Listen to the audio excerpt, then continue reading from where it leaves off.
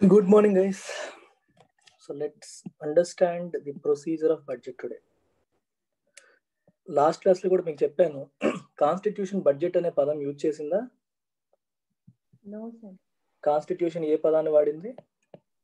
Constitution refer to budget as annual financial statement.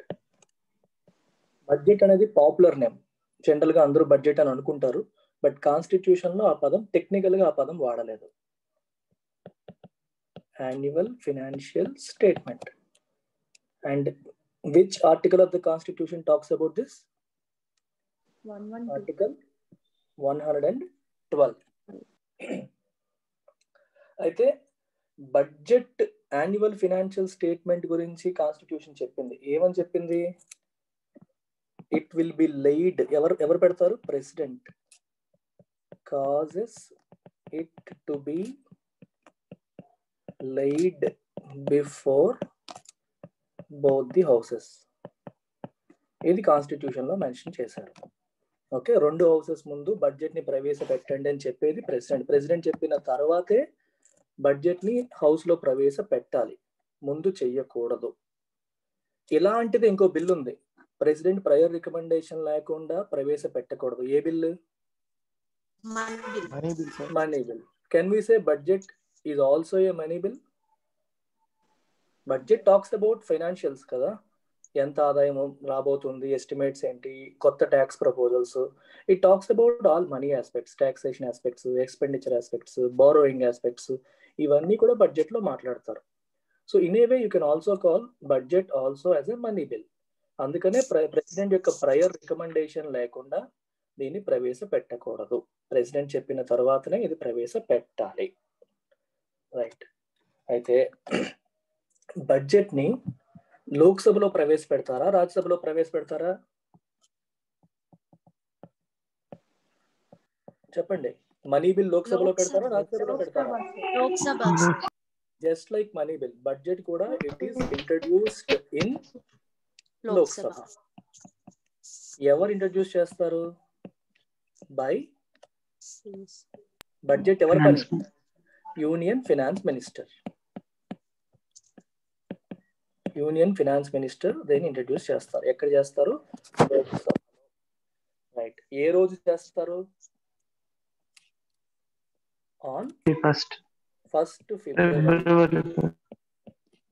ఇంతకు ముందు last day of February ఉండేది 2017కు ముందు. 2017 నుంచి 1 ఫిబ్రవరి రోజు చేస్తారు. ఎవరు చేస్తారు? Union finance minister. ఏ టైంకి చేస్తారు?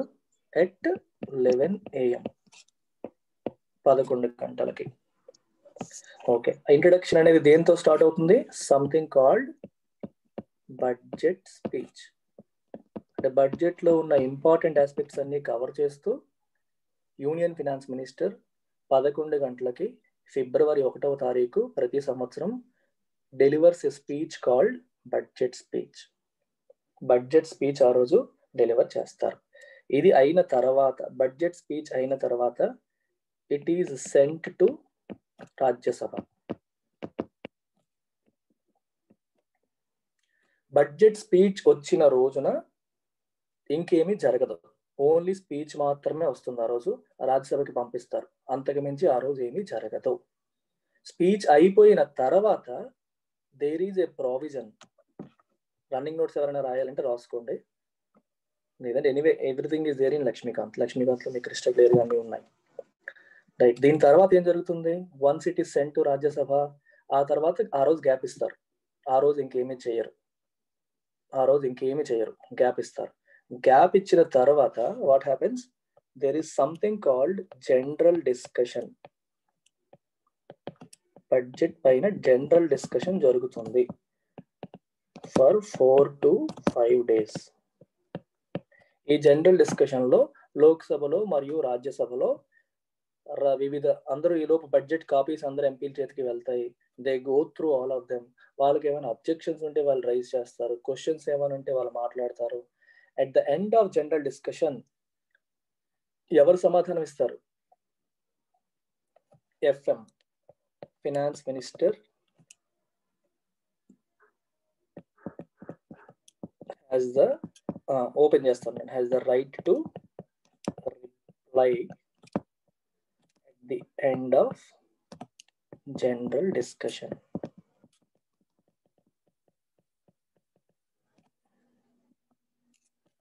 నోట్ చేసేవాళ్ళు నోట్ చేసుకో.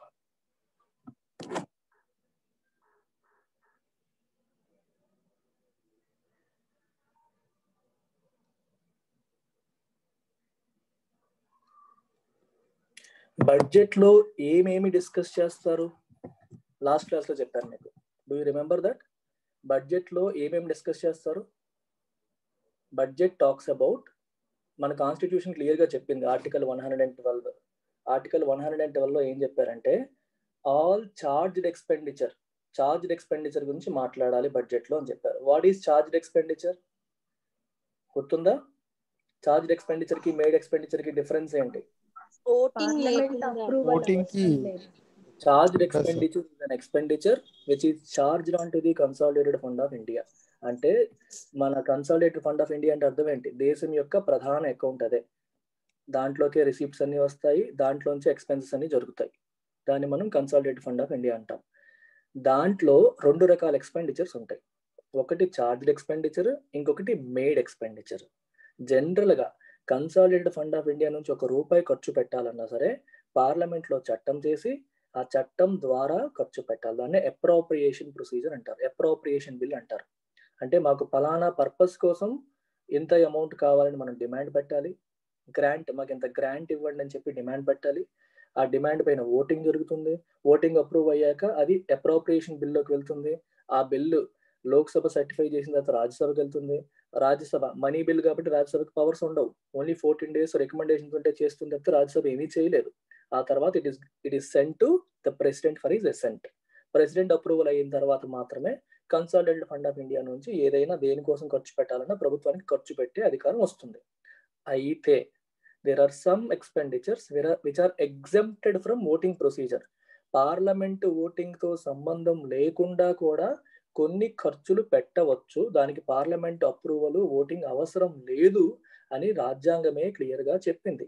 అలాంటివి ఏంటంటే ప్రెసిడెంట్ మరియు ఆయన ఆఫీస్ కి అయ్యే ఖర్చులు, ప్రెసిడెంట్ గారికి అయ్యే శాలరీస్, ఎమోల్యుమెంట్స్, అలవెన్సెస్, ఆయన office expenditures, supreme court chief justice మరియు జడ్జెస్ యొక్క శాలరీస్, పెన్షన్స్, వాళ్ళ యొక్క ఆఫీస్ ఎక్స్పెన్సెస్, అలాగే యూనియన్ పబ్లిక్ సర్వీస్ కమిషన్ యొక్క చైర్మన్స్ వాళ్ళ యొక్క అలవెన్సెస్ అవన్నీ, అలాగే CAG comptroller and auditor general యొక్క శాలరీస్, అలవెన్సెస్ అవన్నీ, అలాగే హైకోర్టు జడ్జిల యొక్క పెన్షన్స్, హైకోర్టు జడ్జిల యొక్క పెన్షన్స్ కూడా దీని కిందకే వస్తాయి. హైకోర్టు జడ్జి యొక్క salaries consolidated fund of state కింద వెళ్తుంది. ఇప్పుడు ఆంధ్రప్రదేశ్ హైకోర్టు జడ్జి యొక్క శాలరీ ఎవరు పే చేస్తారు? ఆంధ్రప్రదేశ్ గవర్నమెంట్ పే చేయాలి. వాళ్ళ పెన్షన్ ఎవరు పే చేస్తారు? వన్స్ దే రిటైర్, అది ఇండియన్ గవర్నమెంట్ పే చేస్తుంది. సో ఇట్లాగా క్రిస్టల్ క్లియర్ గా ఎవరెవరికి ఇవ్వాల్సిన శాలరీస్, పెన్షన్స్ అనేవి పార్లమెంట్ అప్రూవల్ అక్కర్లేకుండా చేయొచ్చో కూడా కాన్స్టిట్యూషన్ లో మెన్షన్ చేశారు. ఇవన్నీ మనం లాస్ట్ క్లాస్ లో మాట్లాడాం.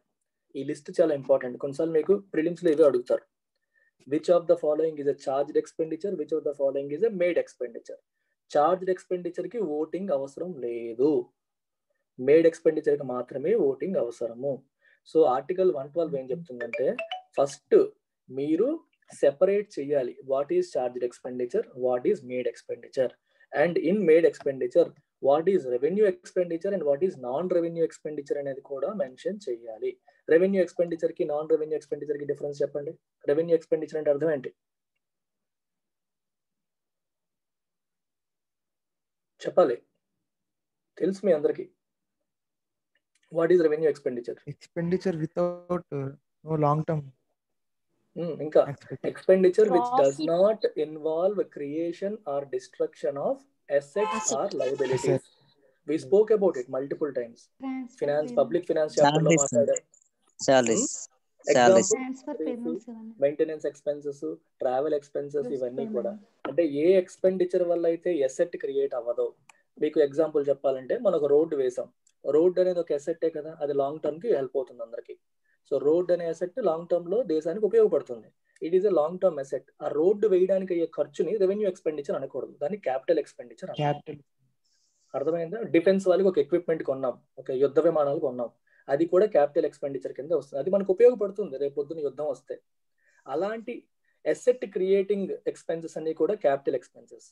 అలాగే మనం వరల్డ్ బ్యాంక్ దగ్గర అప్పు తీసుకున్నాం అనుకోండి, ఆ అప్పుని తిరిగి చెల్లించేసాం అనుకోండి, అప్పు తిరిగి చెల్లించడం వల్ల కూడా మనకు ఉపయోగం ఉంది, రేపు పొద్దున వడ్డీలు కట్టక్కర్లేదు, అది కూడా క్యాపిటల్ ఎక్స్పెండిచరే, రైట్? అలా కాకుండా నరేంద్ర మోదీ గారు వరల్డ్ టూర్ వెళ్ళారు, ఆ టూర్ల కోసం అయ్యే ఖర్చులు ఉన్నాయి, ఏమయ్యా ఆయన ఫుడ్ ఖర్చు, ఆయన ట్రావెల్ ఎలవెన్సెస్, ఎయిర్పోర్ట్ ఖర్చులు, ఫ్లైట్ ఖర్చులు, ఇవన్నీ రెవెన్యూ ఎక్స్పెండిచర్స్. మన జగన్మోహన్ రెడ్డి గారు 30 సార్లు వెళ్ళారు అనుకోండి ఢిల్లీకి, ఇక్కడికి. అలాగే కేసీఆర్ గారు ఢిల్లీకి వచ్చారు, అవన్నీ కూడా స్టేట్ గవర్నమెంట్ యొక్క రెవెన్యూ ఎక్స్పెన్సెస్ కింద వస్తాయి. వాళ్ళ శాలరీస్ అన్ని రెవెన్యూ ఎక్స్పెన్సెస్ కింద వస్తాయి.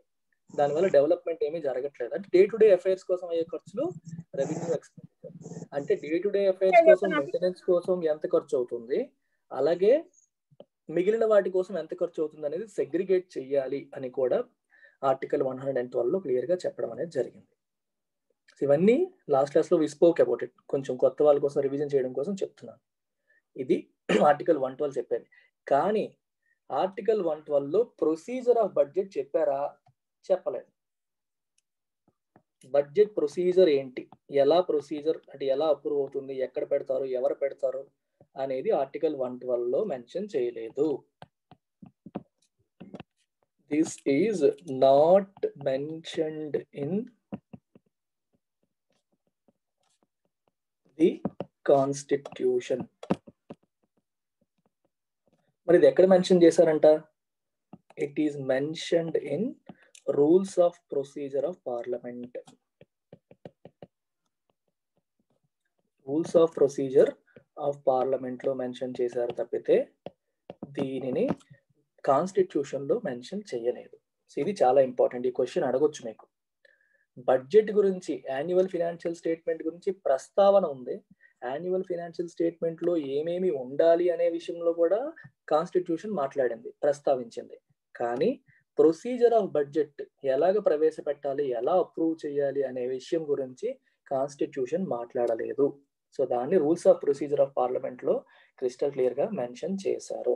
సో ఇప్పటి వరకు మనం ఎక్కడి వరకు వచ్చాం? జనరల్ డిస్కషన్ వరకు వచ్చాం. ఎవరు ప్రవేశపెడతారు? Union finance minister. ఎక్కడ ప్రవేశపెడతారు? లోక్సభలో. ఏ రకంగా? 11 గంటలకి February 1st in the form of budget speech దాన్ని ఇంట్రడ్యూస్ చేస్తారు. బడ్జెట్ స్పీచ్ అయిన తర్వాత దాన్ని రాజ్యసభకి పంపిస్తారు. తర్వాత జనరల్ డిస్కషన్, ఒక 4 to 5 days జనరల్ డిస్కషన్ జరుగుతుంది. జనరల్ డిస్కషన్ లో ఎవరికైనా క్వైరీస్ ఉంటే, అబ్జెక్షన్స్ ఉంటే వాళ్ళు రైజ్ చేయొచ్చు. దాన్ని సమాధానం చెప్పే హక్కు ఫైనాన్స్ మినిస్టర్కి ఉంటుంది. తనే రాజ్యసభలోను లోక్సభలో 2 చోట్ల కూడా తను వెళ్ళొచ్చు. ఎందుకంటే minister can participate in the discussions of both houses. Ministers రాజ్యసభలోకి వెళ్ళొచ్చు, లోక్సభలోకి కూడా వెళ్ళవచ్చు, సమాధానాలు చెప్పవచ్చు. కానీ ఓటింగ్ మాత్రం వాళ్ళు ఏ సభలో మెంబర్స్ అయితే ఆ సభలో మాత్రమే ఓటింగ్ లో పార్టిసిపేట్ చేస్తారు. నిర్మలా సీతారామన్ గారు లోక్సభ ఎంపీ అయితే లోక్సభలో ఏదైనా బిల్లు ప్రవేశపెట్టినప్పుడు దాంట్లో ఓటింగ్ లో పార్టిసిపేట్ చేయవచ్చు. కానీ రాజ్యసభలో ప్రవేశపెట్టే బిల్స్ లో ఆవిడ ఓటింగ్ చేయకూడదు. కానీ రాజ్యసభలో ప్రభుత్వం తరపున ఎగ్జిక్యూటివ్ మెంబర్ గా, she is part of executive, ప్రభుత్వ యంత్రాంగంలో కార్యనిర్వాహక శాఖలో తన భాగం. So she can talk about it, she can reply to people, but she cannot participate in voting. ఇది గుర్తుపెట్టుకోవాలి. ఇది ఆల్రెడీ మనం లోక్సభ, రాజ్యసభ ఓటింగ్ ప్రొసీజర్స్ వీటిలో మాట్లాడుకున్నాం. 4 to 5 days జనరల్ డిస్కషన్ జరిగిన తర్వాత ఏంటి? ఇది important. Then there will be a break.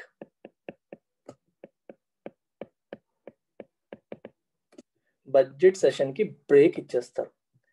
ఎందుకు బ్రేక్ ఇస్తారో తెలుసా? బడ్జెట్ అనేది చిన్న డాక్యుమెంటా, పెద్ద డాక్యుమెంటా? మీరే చెప్పండి. ఒక సంవత్సరానికి ఈ దేశానికి అవసరమయ్యే ఖర్చులన్నింటి గురించి బడ్జెట్ లో రాస్తారు. అసలు బడ్జెట్ లో ఏం రాస్తారో ఆలోచించండి. మీకు ఒక చిన్న ఎగ్జాంపుల్ చెప్తాను. మన దేశంలో మినిస్ట్రీస్ ఉంటాయి కదా గవర్నమెంట్ లో. స్త్రీ శిశు సంక్షేమ శాఖ మంత్రి, రోడ్లు భవనాలు శాఖ మంత్రి, పశు సంవర్ధక శాఖ మంత్రి, సివిల్ ఏవియేషన్ శాఖ మంత్రి, పౌర విమానయాన శాఖ మంత్రి, ఇలా రకరకాల మినిస్ట్రీస్ ఉంటాయి. ప్రతి మినిస్ట్రీ కూడా మాకింత కావాలి, మాకింత కావాలి, మేము ఈ ప్రాజెక్టులు చేస్తాం, మేము ఇవి కావాలి, అవి కావాలని అందరూ వాళ్ళ రిక్వెస్ట్లు ఎవరికి పంపిస్తారు? ఫినాన్స్ మినిస్ట్రీకి పంపిస్తారు. ఎందుకంటే డబ్బులు వచ్చేది అక్కడి నుంచే కదా, కోశాగారం వాళ్ళ కంట్రోల్ ఉంటుంది కదా. సో ఫినాన్స్ మినిస్ట్రీకి మొత్తం అందరి నుంచి రిక్వెస్ట్లు వస్తాయి. ఆ రిక్వెస్ట్లు మనం ఏమంటాం? What do we call them? Demand. Budget లో వాటి డిమాండ్స్ అంటారు. Demand is a request for grant. మాకు గ్రాంట్స్ ఇవ్వండి అని చేసే రిక్వెస్ట్ ని డిమాండ్ అంటారు. ఇలా ప్రతి ఒక్క మినిస్ట్రీ కూడా వాళ్ళ డిమాండ్స్ ఫినాన్స్ మినిస్ట్రీకి సబ్మిట్ చేస్తే ఈ డిమాండ్స్ అన్ని కూడా బడ్జెట్ లో భాగం అవుతాయి. రైట్, ఇవన్నీ కూడా బడ్జెట్ లో భాగం అవుతాయి. సో మొత్తం ఇట్లాంటివి ఎన్ని డిమాండ్స్ ఉంటాయంట? 109 డిమాండ్స్ ఉంటాయి. 109లో civil demands 103, defence related demands 6. Only defence కి 6, మిగిలినవన్నీ సివిల్ అంటే రెగ్యులర్ డెవలప్మెంట్ కి సంబంధించినవి, వెల్ఫేర్ స్కీమ్స్ కి సంబంధించినవి, ఇవన్నీ కూడా మొత్తం 109 డిమాండ్స్. 109 డిమాండ్స్ ని కన్సిడర్ చేసి చదివి వాటిపైన ఓటింగ్ చేయాలి. ఇది చెయ్యాలి అంటే పార్లమెంట్ లో ఈజ్ ఇట్ పాసిబుల్? ప్రతి ఒక్క డిమాండ్ గురించి డీటెయిల్డ్ గా కూర్చొని డిస్కస్ చేయడం అనేది పాసిబులా? ఆ నెల రోజుల సెషన్లు ఇవన్నీ జరుగుతాయా? It is practically impossible. అందుకని ఏం చేస్తుందంటే రూల్స్ ఆఫ్ ప్రొసీజర్ లో భాగంగా ఈ డిమాండ్స్ ని స్క్రూటినీ చేయడం కోసం they have constituted something called DRSCs, అంటే department related standing committees. Department related standing committees ని వీటి కోసం ఏర్పాటు చేశారు, కాన్స్టిట్యూట్ చేశారు. ఇవి ఎన్ని ఉన్నాయంట? 24 డిపార్ట్మెంట్ రిలేటెడ్ స్టాండింగ్ కమిటీస్ ప్రస్తుతం ఉన్నాయి. Lokesh go on news. 24 department related standing committees ఈ రోజు ఉన్నాయి. ఈ డిపార్ట్మెంట్ రిలేటెడ్ స్టాండింగ్ కమిటీస్ ఏం చేస్తాయంట? వీటిని కంప్లీట్ గా స్టడీ చేస్తాయి. డిఆర్ఎస్సిస్ అనేవి వీటిని కంప్లీట్ గా స్టడీ చేస్తాయి. స్టడీ చేసి వాటి యొక్క రిపోర్ట్ ని సబ్మిట్ చేస్తాయి. అర్థమైందా? డిపార్ట్మెంట్ స్టాండింగ్ కమిటీస్ అన్ని కూడా స్టడీ చేసి రిపోర్ట్ ని సబ్మిట్ చేస్తాయి. వీటిల్లో 31 మంది మెంబర్స్ ఉంటారు. ఒక్కొక్క కమిటీలో కూడా 31 మెంబర్స్ ఉంటారు. ఈ 31 మెంబర్స్ కూడా కొంతమంది రాజ్యసభ నుంచి, కొంతమంది లోక్సభ నుంచి నామినేట్ అవుతారు. ఎవరుంటారు అందులో? ఎంపీసే. ఒక్కొక్క కమిటీలో 31, కొంతమంది 2-3 ఇంట్లో కూడా ఉండొచ్చు. సో కొంతమంది లోక్సభ నుంచి, కొంతమంది రాజ్యసభ నుంచి ఉంటారు. రైట్. సో జనరల్ గా దీనికి లిమిటేషన్ ఏం పెట్టారంటే 1 నుంచి, సో బేసికల్ గా ఒక 24 మంది 31లో చిన్న చిన్న వేరియేషన్ ఉంటుంది. 20 మంది లోక్సభ, 11 మంది రాజ్యసభ. ఈచ్ కమిటీలో ఉన్న మెంబర్స్ లో 20 మంది లోక్సభ నుంచి, 11 మంది రాజ్యసభ నుంచి ఉంటారు. కమిటీస్ ఒకప్పుడు 17 ఉండేవి, తర్వాత వర్క్ లోడ్ పెరిగిందని చెప్పి 24కి పెంచారు. అలాగే కమిటీలో ఉన్న మెంబర్స్ ఇంతకు ముందు 45 ఉండేవి, దాన్ని 31కి తగ్గించారు. మెంబర్స్ ఇప్పుడు ఎంతమంది? 20 మంది లోక్సభ నుంచి, 11 మంది రాజ్యసభ. వీళ్ళని లోక్సభ స్పీకర్, వీళ్ళని రాజ్యసభ చైర్మన్ నామినేట్ చేస్తారు. చైర్మన్ ఆఫ్ రాజ్యసభ, ఇక్కడ స్పీకర్ ఆఫ్ లోక్సభ.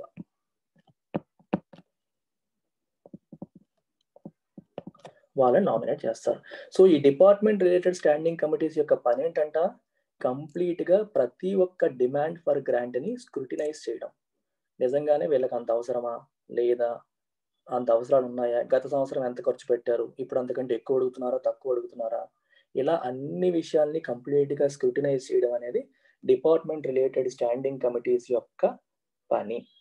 బేసికల్ గా వీళ్ళకి 26 రోజులు టైం ఇస్తారు. 26 రోజుల టైంలో వీళ్ళు ఈ స్టాండింగ్ కమిటీస్ మొత్తం రిపోర్ట్స్ అన్ని కూడా చదివి సబ్మిట్ చేసి ఈ డిమాండ్స్ అన్నిటిని కూడా స్టడీ చేస్తారు. అంటే ఈ 26 days లో కూడా సెషన్ జరగదు. ఇందాక ఏం చెప్పాను మీకు? బ్రేక్ ఇన్ సెషన్ అని చెప్పాను. జనరల్ డిస్కషన్ అయిపోయిన తర్వాత వర్క్ ఎవరు చేస్తారంట? డిపార్ట్మెంట్ రిలేటెడ్ స్టాండింగ్ కమిటీస్ చేస్తాయి. వాళ్ళకి ఒక 26 రోజుల వరకు టైం ఇస్తారు. ఆ 26 రోజుల్లో వాళ్ళు మొత్తం స్క్రూటినీ అనేది చేస్తారు. స్క్రూటినీ చేసి తర్వాత వాళ్ళ రిపోర్ట్ ని సబ్మిట్ చేస్తారు. రిపోర్ట్ సబ్మిట్ చేసిన తర్వాత ఓటింగ్ జరుగుతుంది. ఓటింగ్ జరగడానికి ముందు ఇంకొన్ని ఉన్నాయి. అవేంటో ఇక్కడ వరకు అర్థమైందా? Can I move on? అర్థం కాకపోతే అడగండి. Yes sir. ఎవరికైనా ఏమైనా డౌట్ ఉంటే అడగండి, పర్లేదు.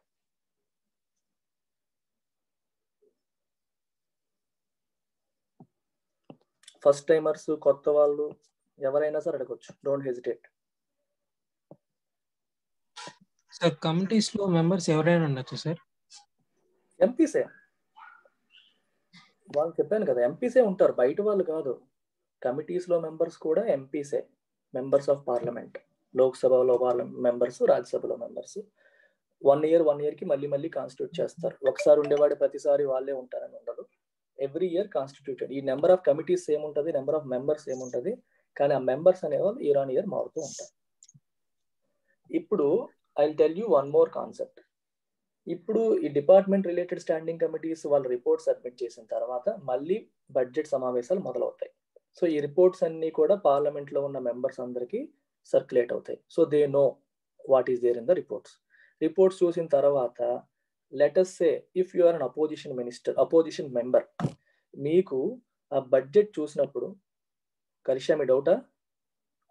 సార్ అది స్క్రూటినీ తర్వాత నుండి డిస్కనెక్ట్ అయిపోయింది సార్, ఒక్కసారి అది చెప్పండి సార్. ఏం అవ్వాల, స్క్రూటినీ అయినాక they submit their reports to the parliament. Parliament కి రిపోర్ట్ సబ్మిట్ చేసిన తర్వాత if you are a member of the parliament, not part of the government లో నువ్వు భాగం కాదు, అపోజిషన్ పార్టీకి చెందిన ఎంపీవి, కానీ ఆ గ్రాంట్ల విషయంలో నీకు కొన్ని అబ్జెక్షన్స్ ఉన్నాయనుకోండి. Let us say you have objections towards the grants. నీకు అబ్జెక్షన్స్ ఉంటే you can move something called motions. We call them cut motions.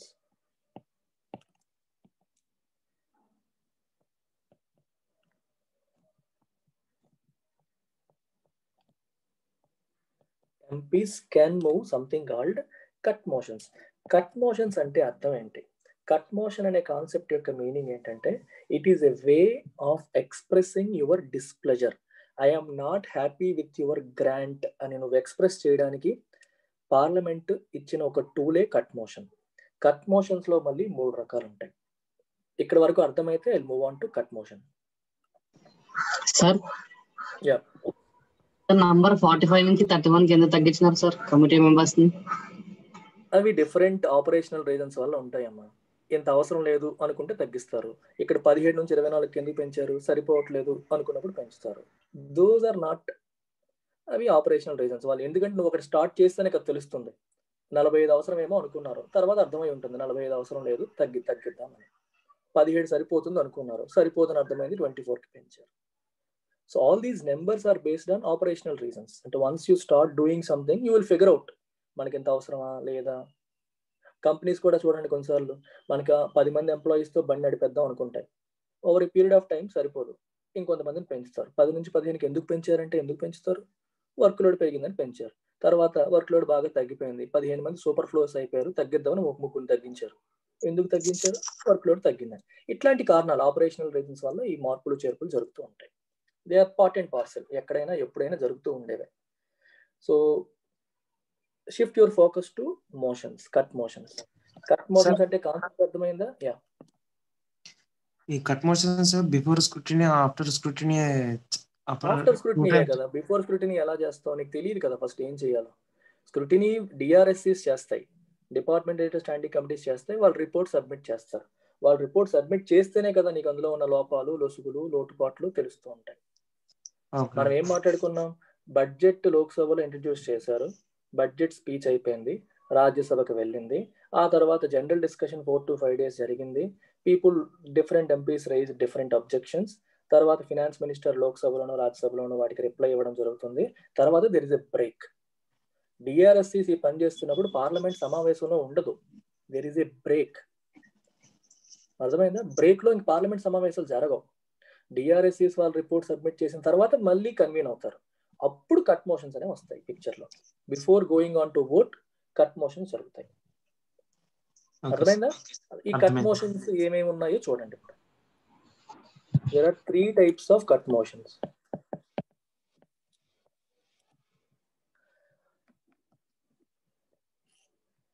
Depending upon what you want, there are 3 types of cut motions. Let us say Surekha is an MP. Surekha అసలు ఈ ప్రాజెక్టే waste, ఈ డిమాండే waste, I don't like this policy at all అని చెప్పి Surekha feel అయింది. సురేఖ ఏమంటుంది? She will say like this, I propose demand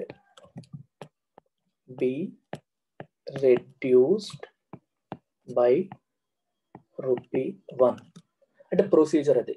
అంటే the moment Surekha says I propose demand be reduced by ₹1, demand ₹1 తగ్గించండి అని సురేఖ చెప్పింది అంటే అర్థం ఏంటి? నిజంగా రూపాయి తగ్గించమని కాదు. She is asking for something called policy cut. అసలు ఈ పాలసీయే తప్పుల తడక, ఇది నాకు నచ్చలేదు, ఐఎమ్ రిజెక్టింగ్ దిస్ పాలసీ అని చెప్పి సురేఖ అంటోంది. సురేఖ ఇలా అన్నంత మాత్రాన ఆ డిమాండ్ రిజెక్ట్ అయిపోతుందా? అవ్వదు. ఎందుకంటే సురేఖ అపోజిషన్ ఎంపీ తన అబ్జెక్షన్ వెలిబుర్చింది తప్పితే కట్ మోషన్స్ వల్ల ఇన్ రియాలిటీ ఏమీ జరగదు. మీకు అపోజిషన్ పార్టీకి అంత పవర్ ఉండదు కదా, మెజారిటీ అంతా రూలింగ్ పార్టీకే ఉంటుంది. సో రూలింగ్ పార్టీ వాళ్ళు ఏమనుకుంటే అల్టిమేట్ గా ఓటింగ్ పవర్ వాళ్ళకి వాళ్ళే గెలుస్తారు. నిజంగా అపోజిషన్ పార్టీ గెలిచేసిందంటే ఇంకా ప్రభుత్వం ఇంకా రిజైన్ చేసేయాల్సిందే. అంటే పార్లమెంట్ లో, లోక్సభలో వాళ్ళకి శక్తి లేనట్టే కదా అర్థం. అర్థమైందా? లోక్సభలో శక్తి లేనట్టే కదా. కట్ మోషన్ గెలిచేసిందంటే అర్థం ఏంటి? అపోజిషన్ ఎంపీ వాళ్ళు పెట్టిన ఒక మోషన్ పాస్ అయిపోయింది అంటే దట్ మీన్స్ ప్రభుత్వం ఇంకా మారల్ రెస్పాన్సిబిలిటీ తీసుకొని ఇంకా రిజైన్ చేసేయాలి. It doesn't enjoy the confidence of Lok Sabha any more. A bill ఓడిపోయినా సరే దాని మీనింగ్ అదే. అయితే కట్ మోషన్ అనేది ఎందుకు చేస్తారు సార్ అని మీకు డౌట్ వస్తుంది. మరి ఏమీ జరగనప్పుడు, పని జరగనప్పుడు ఎందుకు అంటే ఇలాంటి అబ్జెక్షన్స్ ఉన్నాయి. ఎంపీ యొక్క పని ఏంటి? What is the role of an MP? Tell me anyone. Opposition ఏదైనా క్వశ్చన్ అడిగితే దానికి అకౌంటబుల్ గా రెస్పాండ్ అవ్వాలి. అది మినిస్ట్రీ. నేను అడుగుతుంది ఎంపీ యొక్క పని ఏంటి? I'm not asking for the role of a minister. What is the role of an MP? మిమ్మల్ని ఎవరైనా అడిగారు అనుకోండి, to criticize the to be a representative of people, to be a representative of the people of his constituency. తను ఏ నియోజకవర్గం నుంచి వచ్చారో ఆ నియోజకవర్గ ప్రజల యొక్క రిప్రజెంటేటివ్ అయిన ప్రతినిధి, ప్రజా ప్రతినిధి అంటాం మనం. చాలా మందికి తెలియక మన ఊర్లలో మాట్లాడినప్పుడు మా ఎంపీ ఏం డెవలప్మెంట్ ఎంపీ పని డెవలప్మెంట్ చేయడం కాదు, ఎమ్మెల్యే పని డెవలప్మెంట్ చేయడం కాదు. డెవలప్మెంట్ అనేది ప్రభుత్వం యొక్క పని, అంటే మినిస్టర్స్ యొక్క పని. If you have a local minister, you can always question him about the development. If you have a local MLA, you should question him about his accountability, his responsibility of taking up problems, raising issues in the parliament, raising issues in the assembly. అసెంబ్లీలో మన నియోజకవర్గం తరపున గళాన్ని వినిపించడం అనేది MLA యొక్క పని. Parliament లో మన తరపున గళాన్ని వినిపించడం అనేది ఎంపీ యొక్క పని. అసలు కొంతమంది ఎమ్మెల్యేలు, ఎంపీలు ఉన్నారో లేదో కూడా తెలియదు. ఎందుకంటే ఏ పార్లమెంట్ సమావేశాల్లోనూ మాట్లాడరు, ఏ అసెంబ్లీ సమావేశాల్లోనూ మాట్లాడరు, ఏ వ్యవహారాలపైన వాళ్ళకి అవగాహన ఉండదు. అప్పుడు వాళ్ళ పని సరిగ్గా చెయ్యనట్టు. డెవలప్మెంట్ కి వాళ్ళకి సంబంధం లేదు. డెవలప్మెంట్ అనేది గవర్నమెంట్ పని. గవర్నమెంట్ లో మినిస్టర్స్ భాగం కాబట్టి మినిస్టర్స్ పని. రైట్? ఒక ఎంపీగా ప్రభుత్వ విధానాల్లో లోపం ఉంటే, లేదా బడ్జెట్ లో ప్రవేశపెట్టిన ఏదైనా గ్రాంట్ విషయంలో నీకు అబ్జెక్షన్ ఉంటే, you have the right to express your displeasure. నాకు అబ్జెక్షన్ ఉంది అని నువ్వు చెప్పడం. ఆ చెప్పడానికి ఒక మార్గం పాలసీ కట్. కంప్లీట్ గా పాలసీయే బాలేదు అని చెప్పడానికి పార్లమెంట్ ప్రొసీజర్ లో రాసిందేంటి? I propose demand be reduced by ₹1. అంటే it means policy cut. It means this lady Surekha is not impressed with that demand at all. She is not impressed. It is one kind of cut motion. So there is another kind of cut motion. Now let's say Lokesh ఉన్నాడు. లోకేష్ అనుకుంటున్నాడు ఒక particular project కోసం demand అనేది పెట్టారు. ఇప్పుడు central vista project తీసుకోండి for example. Central vista project కోసం 13,500 కోట్లు బడ్జెట్ ప్రభుత్వం పెట్టింది, గ్రాంట్ డిమాండ్ పెట్టింది అనుకుందాం. లోకేష్ ఫీల్స్ 13,500 కోట్లు ఎక్కువైపోతాయి, 10,000 కోట్లతోనే అది చేయొచ్చు అని లోకేష్ ఫీల్ అవ్వచ్చు. సో లోకేష్ ఏమంటాడు? I propose the demand be reduced to rupees X, whatever is the amount he feels. అంటే by a specified amount. By a specified amount. పలానా అమౌంట్ తగ్గించండి అని చెప్పడం. ఇంత అమౌంట్ తగ్గించండి, చాలా ఎక్కువ బడ్జెట్ పెట్టేశారు, అంత అవసరం లేదు, తగ్గించండి అని చెప్పడం. సో దీన్ని ఏమంటారు? Economy cut. It is called economy cut. దీని ఉద్దేశం ఏంటి? This guy Lokesh feels it is too expensive, మీరు చాలా ఎక్కువ ఖర్చు పెట్టేస్తున్నారు, అంత అవసరం లేదు అని చెప్పడం అనేది లోకేష్ యొక్క ఉద్దేశం. ఇక్కడ సురేఖ ఉద్దేశం ఏంటి? ఈ పాలసీ నేను రిజెక్ట్ చేస్తున్నాను, నాకు అసలు ఏమీ నచ్చలేదు, కంప్లీట్ గా నాకు పాలసీయే నచ్చలేదు అని చెప్పడం సురేఖ ఉద్దేశం అయితే, ప్రాజెక్ట్ నాకు ఓకే, ప్రాజెక్ట్ కి మీరు పెట్టిన బడ్జెట్ నాకు ఓకే కాదు అని చెప్పడం లోకేష్ యొక్క ఉద్దేశం. అర్థమైందా? Sir Welson tell me. Sir ఇప్పుడు పాలసీ కట్ లో నాకు ఇది నచ్చలేదు అని వాళ్ళు ఎక్స్ప్రెస్ చేస్తున్నప్పుడు సార్ ఓకే వాళ్ళు రాంగ్ అని చెప్తున్నారు కదా, కానీ వాళ్ళు ఏమైనా వాళ్ళ ఒపీనియన్ ఇలా కాకుండా ఇలా చేయండి అని ఇప్పుడు ఎకానమీ కట్ మోషన్ లో చెప్పినట్టు చెప్పొచ్చా? చెప్పడానికి ఏం లేదు, ఇంకా the objective of policy cut చెప్పొచ్చు, చెప్పడానికి ఏముంది, చెప్పొచ్చు. కానీ ఎకానమీలో ఎక్స్ప్రెస్ చేసినట్టే ఎకానమీ కట్ లో తగ్గించండి అని చెప్పి ఇక్కడ చిన్న చిన్న మార్పులు కూడా కాదు కదా. So wait for the third cut, you will get the idea. మూడోది ఉంది, మూడో కట్ మోషన్ అంటే నీ డౌట్ క్లారిఫై అయిపోతుంది. Okay sir. యా, మూడో కట్ మోషన్ ఏం చెప్తుందో కూడా చూడండి. ఐ ప్రపోజ్ కట్ పెట్టుకోండి కావాలంటే అన్ని చోట్ల. That the demand be reduced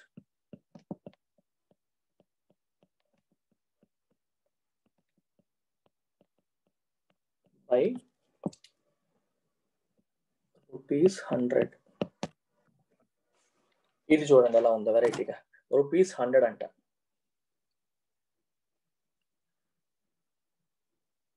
demand be reduced by ₹100. రూపాయి తగ్గించండి అనేది పాలసీ కట్, ఇంత అమౌంట్ తగ్గించండి అని చెప్పేది ఎకానమీ కట్, ₹100 తగ్గించండి అని చెప్పేదాన్ని టోకెన్ కట్ అంటారు. ఇది మూడో రకమైన cut. Let us say Wilson కి ప్రాజెక్ట్ బాగానే ఉంది, కానీ ఇట్ ఈస్ ఇన్కంప్లీట్, ఇలా మార్పులు చేస్తే బాగుంటుంది, లేకపోతే ఇవన్నీ యాడ్ చేస్తే బాగుంటుంది అని చెప్పి విల్సన్ ఫీల్ అయ్యాడు. సో విల్సన్ ఫీలింగ్ ఏంటి? Policy is good but incomplete. మీకు అసలు పాలసీయే బాగాలేదు, మొత్తం రిజెక్ట్ చేసేయండి అని చెప్పేది పాలసీ కట్ అయితే, పాలసీ బాగానే ఉంది కానీ పూర్తిగా లేదు అని ఫీల్ అవుతూ చెప్పేదాన్ని టోకెన్ కట్ అంటాం. నువ్వు చెప్పేది ఈ కేటగిరీలోకి వస్తుంది. If you want to suggest some changes, do more things అని చెప్పేది టోకెన్ కట్ లోకి వస్తుంది. కంప్లీట్ గా పాలసీ అసలు మొత్తం పాలసీయే తప్పు అని చెప్పేది పాలసీ కట్. అర్థమైంది అందరికి? So 3 kinds of cut motions చాలా ఇంపార్టెంట్. ప్రిలిమ్స్ లో అడిగే ఛాన్స్ ఉంది, మెయిన్స్ లో కూడా, మీరు ఆన్సర్ రైటింగ్ లో కూడా హెల్ప్ అవుతాయి. ఎవరికైనా ఈ ఆస్పెక్ట్ వరకు డౌట్ ఉంటే అడగండి, నోట్ చేసుకోవాలనుకునే వాళ్ళు నోట్ చేసుకోండి. Then I will move on to next topic.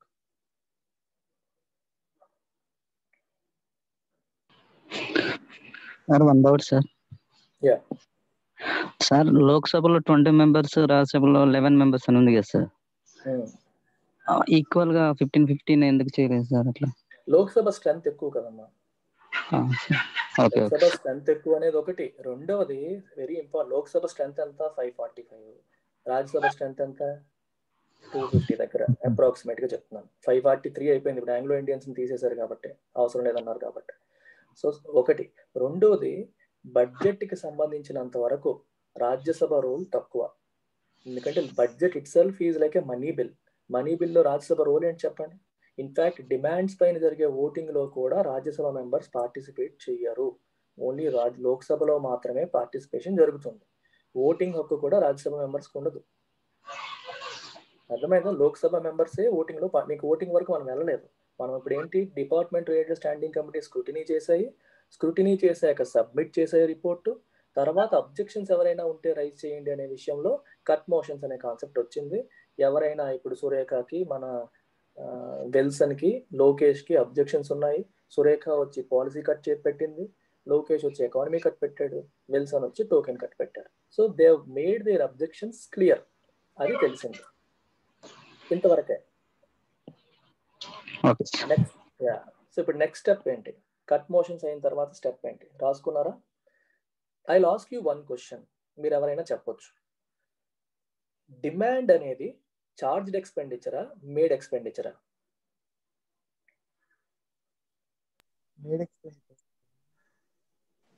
Common sense.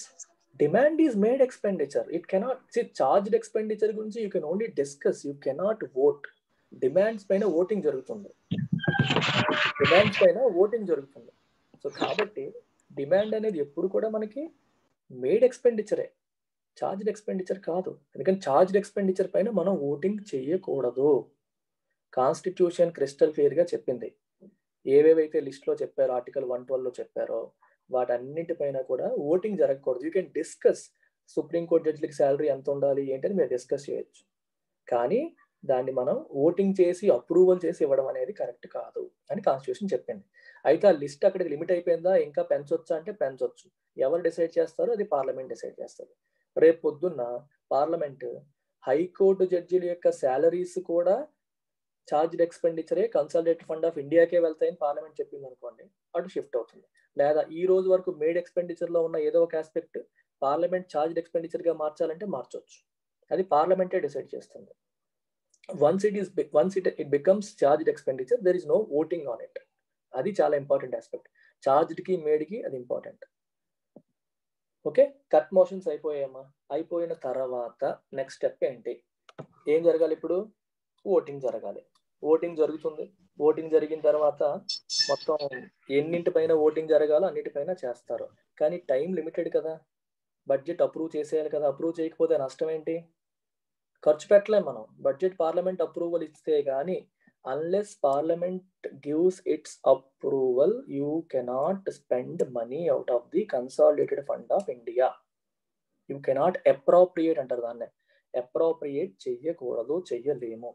మరి ఎలా అయితే 109 గ్రాంట్లు ఉంటాయి, 109 గ్రాంట్ల పైన ఓటింగ్ జరగాలి, 109 గ్రాంట్ల పైన డిస్కషన్లు చేస్తారు. How do we resolve this situation? Let's assume on the last day of budget, cut motions అయిపోయి అన్ని అయిపోయి, లాస్ట్ డే ఆఫ్ బడ్జెట్ కి ఈ 109 గ్రాంట్స్ లో ఇంకా 30 గ్రాంట్స్ పెండింగ్ ఉండిపోయాయి అనుకోండి. మిగిలినన్నిటికీ ఓటింగ్ అయిపోయింది, 30 గ్రాంట్స్ కి పెండింగ్ ఉండిపోయాయి అనుకోండి. అప్పుడు ఏం చేస్తారు? టైం లేదు, 30 గ్రాంట్స్ ఒకే రోజు అవ్వదు కదా, డిస్కషన్ జరగదు కదా. అప్పుడు ఏం చేస్తారు? దీనికి ఒక ప్రొసీజర్ ఉంది, మీకు చెప్పాను కూడా. If you remember, we spoke about something called closure motions. Closure motions లో ఒక స్పెసిఫిక్ మోషన్ ఉంది. ఏంటది గుర్తుంది? ఎవరైనా చెప్పగలరా?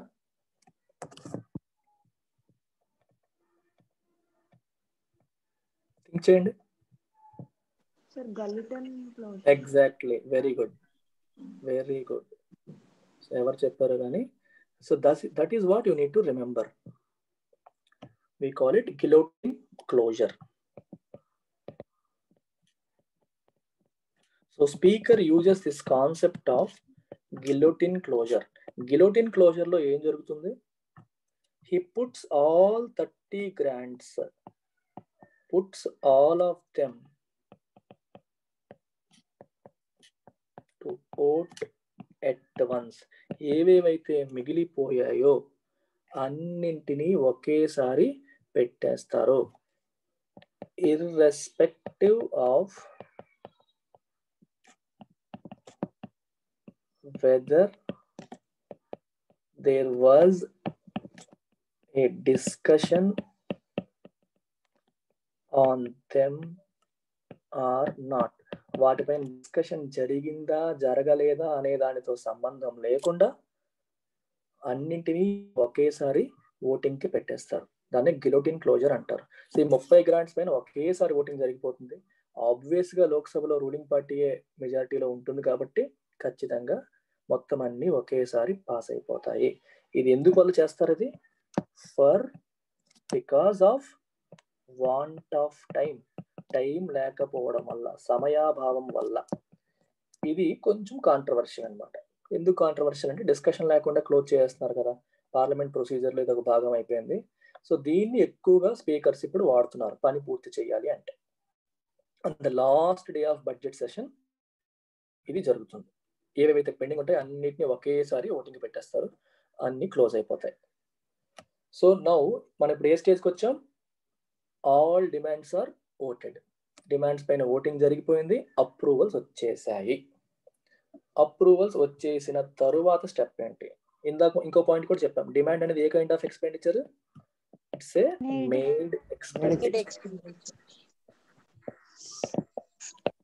సో చార్జ్ ఎక్స్పెండిచర్ పైన ఓటింగ్ జరగదు, మేడ్ ఎక్స్పెండిచర్ పైన ఓటింగ్ జరుగుతుంది. ఓటింగ్ జరిగిపోయింది. సో కాబట్టి నెక్స్ట్ స్టెప్ ఏంటి?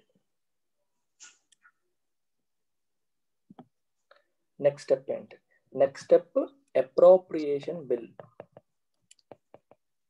అప్రోప్రియేషన్ బిల్లో ఏముంటాయి? దీనిపైన మళ్ళీ ఓటింగ్ జరగదు. ఇప్పటి వరకు ఏ డిమాండ్స్ పైన అయితే ఓటింగ్ జరిగాయో all aspects of the demands, అన్ని డిమాండ్స్ కూడా ఆర్ పార్ట్ ఆఫ్ దిస్.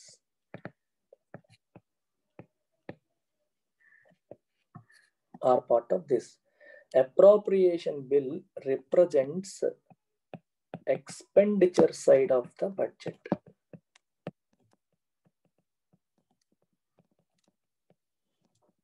మీరే చెప్పండి. డిమాండ్ ఫర్ గ్రాంట్ అంటున్నాం. గ్రాంట్ అంటే గ్రాంట్ కోసం చేసే డిమాండ్స్. ఇవి ఖర్చుల కోసమా, ఆదాయాన్ని తీసుకురావడం కోసమా? ఖర్చుల కోసమే కదా. డిఫరెంట్ డిపార్ట్మెంట్స్, డిఫరెంట్ మినిస్ట్రీస్ మాకు ఎంత కావాలి, అంత కావాలి, ఎంత కావాలి, అంత కావాలని అడుగుతున్నాయి. ఇవన్నీ దేనికోసం? ఖర్చుల కోసమే కదా. సో ఈ ఖర్చులన్నీ కూడా, అన్ని డిమాండ్స్ ని కలిపి ఒక్క బిల్లో పెడతారు, అప్రోప్రియేషన్ బిల్ అంటాం దాన్ని. సో ఇది దేన్ని రిప్రజెంట్ చేస్తుంది? బడ్జెట్ కున్న రెండు పార్శ్వాలు, ఒకటి ఆదాయం, రెండు రిసీప్ట్స్, ఇంకోటి expenditures. Expenditure side of the budget ని అప్రోప్రియేషన్ బిల్ రిప్రజెంట్ చేస్తుంది. ఓకే, అప్రోప్రియేషన్ బిల్లో ఏమేమి ఉంటాయంట? మేడ్ ఎక్స్పెండిచర్ ఉంటుంది, అంటే ఇప్పుడు మాట్లాడుకున్న బడ్జెట్ డిమాండ్స్ అన్ని ఉంటాయి. వీటితో పాటు చార్జ్డ్ ఎక్స్పెండిచర్ కూడా ఉంటుంది. ఇక్కడ చార్జ్డ్ ఎక్స్పెండిచర్ కూడా ఎక్స్పెండిచరే కదా, అది కూడా ఎక్స్పెండిచరే కదా గవర్నమెంట్కి. దీనిపైన ఓటింగ్ జరగదు, నో ఓటింగ్ ఆన్ దిస్. దీనిపైన ఓటింగ్ జరుగుతుంది, అంతే తేడా. కానీ రెండు ఎక్స్పెండిచర్సే. ఈ రెండు కూడా అప్రోప్రియేషన్ బిల్లో ఉంటాయి. అప్రోప్రియేషన్ బిల్లు ఎక్కడికి వెళ్తుంది? లోక్సభ, ప్రెసిడెంట్కి వెళ్తుంది. ఆగండి, అయితే ఇక్కడ ఇంకొక ఆస్పెక్ట్ ఉంది. అప్రోప్రియేషన్ బిల్ అనేది ఒక ఆస్పెక్ట్. తర్వాత ఇంకోటి ఏంటి? ఆదాయం సంగతి ఏంటి? అప్రోప్రియేషన్ బిల్ అనేది ఖర్చు అని చెప్పాను, మరి ఆదాయం సంగతి ఏంటి? You should also talk about consolidated fund of India. ఆదాయానికి సంబంధించింది కూడా మనం మాట్లాడాలి కదా, ఎందుకంటే మనీ అనేది కన్సాలిడేటెడ్ ఫండ్ ఆఫ్ ఇండియా నుంచి విత్డ్రా చెయ్యాలి అంటే పార్లమెంట్ చేసిన చట్టం ద్వారా మాత్రమే చెయ్యాలి అని చెప్పేశారు. బాగానే ఉంది. సో కాబట్టి అప్రోప్రియేషన్ బిల్లు తయారు చేశారు. ఈ బిల్లు ఎక్కడికి వెళ్తున్న తర్వాత రాజ్యసభకి వెళ్తుంది. రాజ్యసభకి ఏమైనా పవర్స్ ఉన్నాయా? ఏం లేవు. ఓన్లీ 14 days దాని మీద మాట్లాడడం తప్పితే రాజ్యసభ అంతకంటే ఏమీ చేయలేదు. తర్వాత అది ఎక్కడికి వెళ్తుంది? ప్రెసిడెంట్కి వెళ్తుంది. ప్రెసిడెంట్ దాన్ని ఏం చేస్తారు? Gives his assent. President assent ఇచ్చిన తర్వాత లోక్సభ నుంచి రాజ్యసభకి వెళ్తుంది. ఆ తర్వాత it goes to president. Once president gives his assent, approval ఇచ్చిన తర్వాత it becomes appropriation act. Appropriation act అవుతుంది. సో ఇప్పుడు అప్రోప్రియేషన్ బిల్ గురించి, అప్రోప్రియేషన్ యాక్ట్ అయిపోయింది. అప్రోప్రియేషన్ యాక్ట్ అవ్వడం వల్ల ఏమొస్తుంది లాభం మనకి? ప్రభుత్వం ఏ విషయాలకైతే ఖర్చు పెట్టాలనుకుందో ఆ అన్ని అంశాలపైన ఖర్చు పెట్టడానికి పార్లమెంట్ అనుమతి ఇచ్చింది. పార్లమెంట్ అనుమతి ఇచ్చింది కాబట్టి government can spend money towards those issues. A issues కోసం ఖర్చు పెట్టాలనుకుంటుందో, ఒక నేషనల్ హైవేస్ కన్స్ట్రక్ట్ చేయాలి, బ్రిడ్జ్లు కట్టాలి, డ్యామ్లు కట్టాలి, డిఫెన్స్ కోసం ఎక్విప్మెంట్ కొనుగోలు చేయాలి, రఫేల్ యుద్ధ విమానాలు కొనాలి, ఏది కావాలన్నా సరే అన్ని అప్రూవ్ అయిపోయాయి. యాక్ట్ కూడా అయిపోయింది, ప్రెసిడెంట్ సంతకం కూడా పెట్టేశారు. కాబట్టి government has the authority to spend now. కానీ ఈ పని అవ్వడానికి టైం పడుతుంది. వెంటనే అయిపోతుందా? మనం అనుకున్నంత మాటలు కాదు కదా. జనరల్గా ఈ ప్రొసీజర్ అంతా కంప్లీట్ అయ్యేసరికి ఏప్రిల్ ఎండ్ అవ్వచ్చు, మే నెల కూడా కావచ్చు. పార్లమెంట్లో అన్ని అవ్వాలి. అది అయిన తర్వాత ప్రెసిడెంట్కి వెళ్ళాలి. అక్కడ ఏమైనా స్క్రూటినీ జరిగితే జరుగుతుంటాయి. 90% ప్రెసిడెంట్ యాక్సెప్ట్ చేస్తారు, ఎందుకంటే ప్రెసిడెంట్ రికమెండేషన్తోనే బడ్జెట్ ప్రవేశపెట్టడం జరుగుతుంది కాబట్టి. అయితే యూ టెల్ మీ, బడ్జెట్ అనేది ఒక ఆర్థిక సంవత్సరానికి సంబంధించింది. ఈ బిల్లు అప్రూవ్ అవ్వడానికి ఏప్రిల్ 30th వరకు టైం పట్టింది అనుకోండి. మరి కొత్త ఆర్థిక సంవత్సరంలో 2021-22 ఆర్థిక సంవత్సరంలో మా ఏప్రిల్ 1 నుంచి 30 వరకు గవర్నమెంట్ ఏం ఖర్చు పెట్టడానికి అథారిటీ లేదు. The government authority to spend money because until it becomes an act. Act అవడానికి టైం పట్టింది అనుకోండి. ఈ మధ్యలో గవర్నమెంట్ ఏం చేయాలి?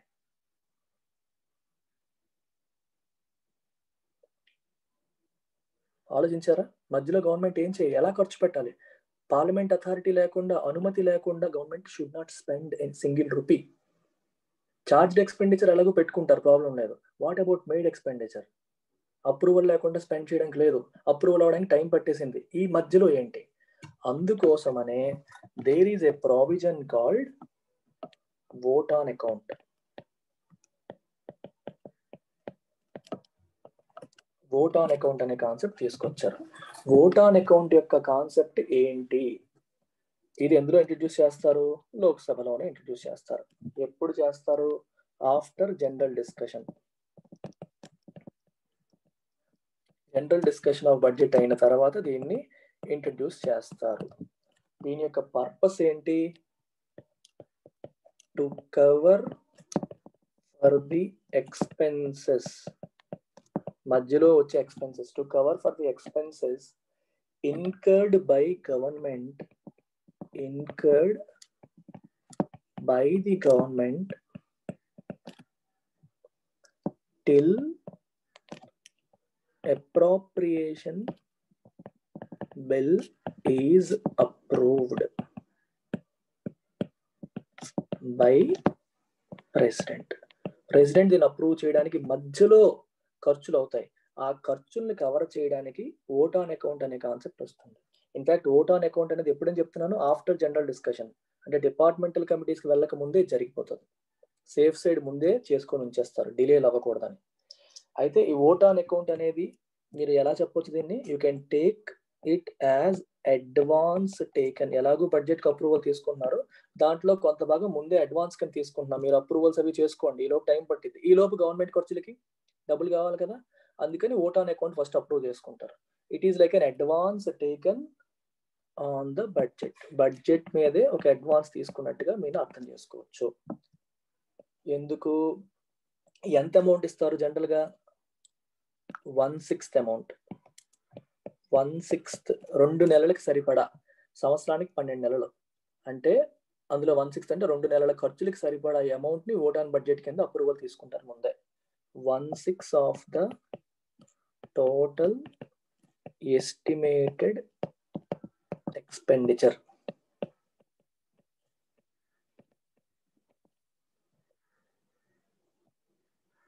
Right?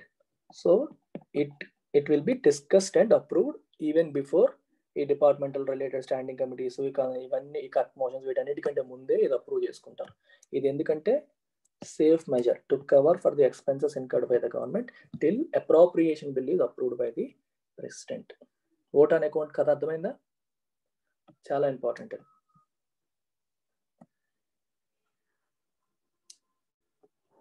డౌట్ ఉంటే అడగండి.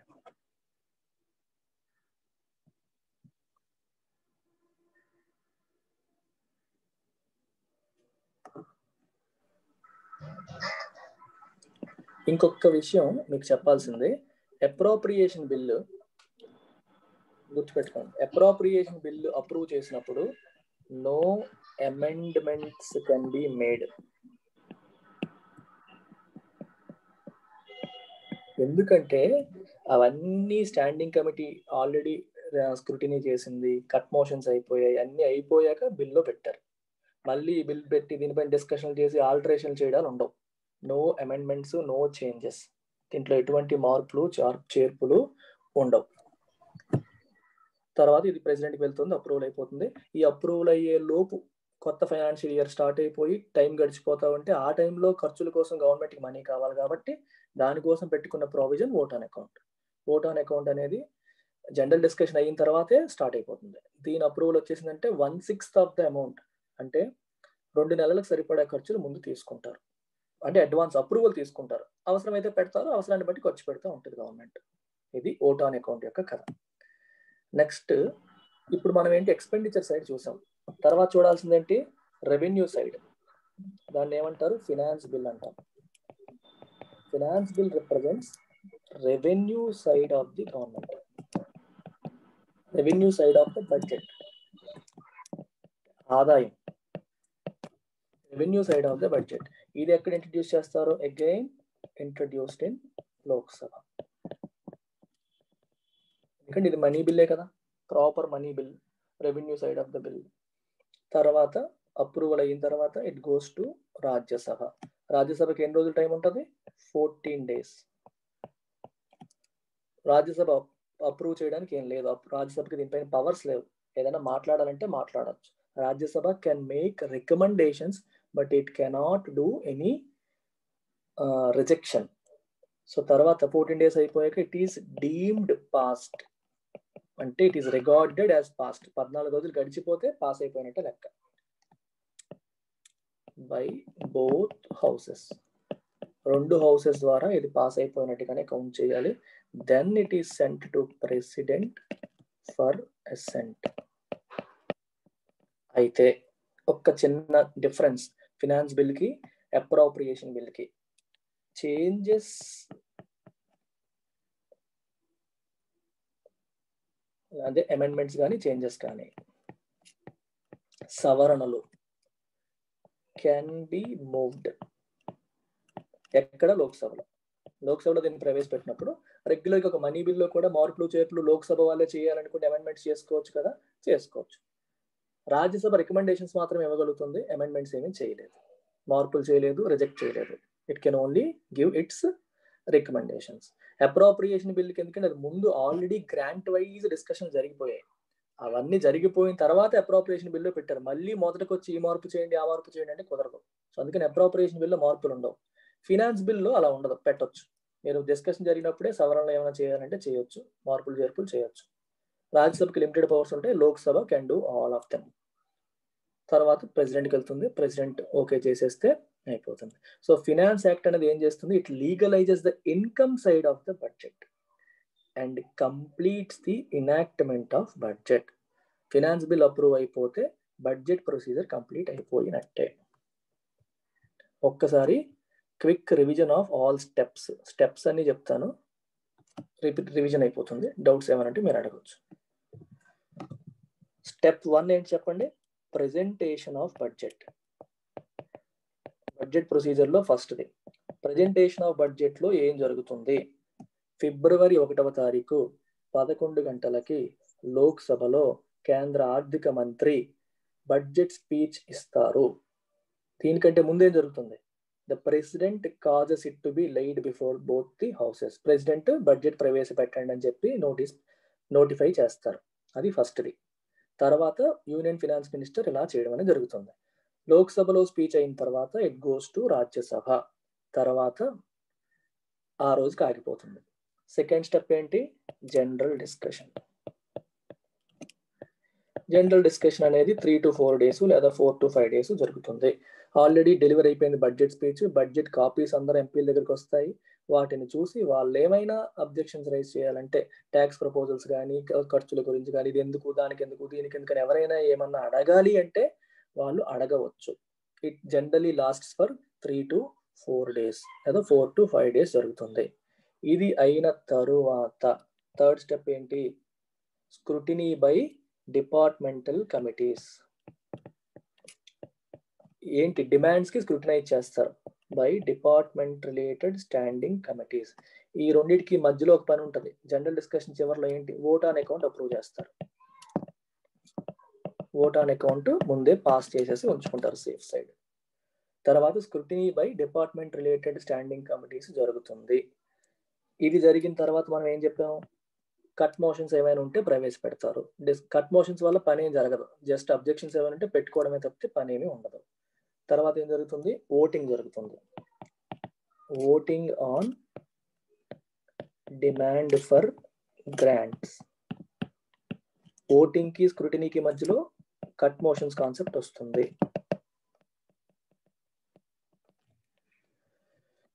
ఓటింగ్ జరిగిపోయిన తరువాత డిమాండ్స్ అన్ని దేంట్లోకి వెళ్ళిపోతాయి, అప్రోప్రియేషన్ బిల్లో భాగం అయిపోతాయి.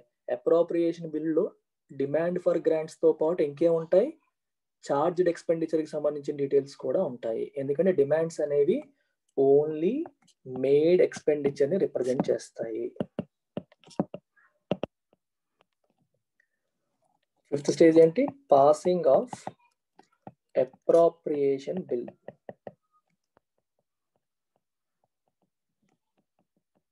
అప్రోప్రియేషన్ బిల్లో ఏముంటాయి, మేడ్ ఎక్స్పెండిచర్ ఉంటుంది, అలాగే చార్జ్డ్ ఎక్స్పెండిచర్ కూడా ఉంటుంది.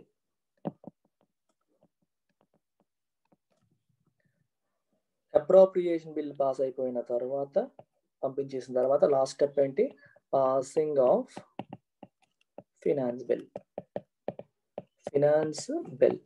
Finance bill represents income side or revenue side of the government. It represents income side or revenue side. Appropriation bill represents expenditure side of the government.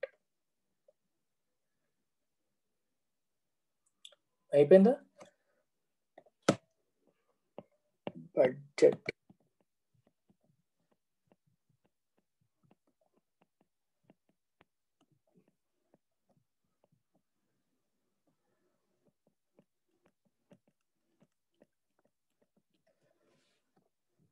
Budget procedure complete అయిపోయింది.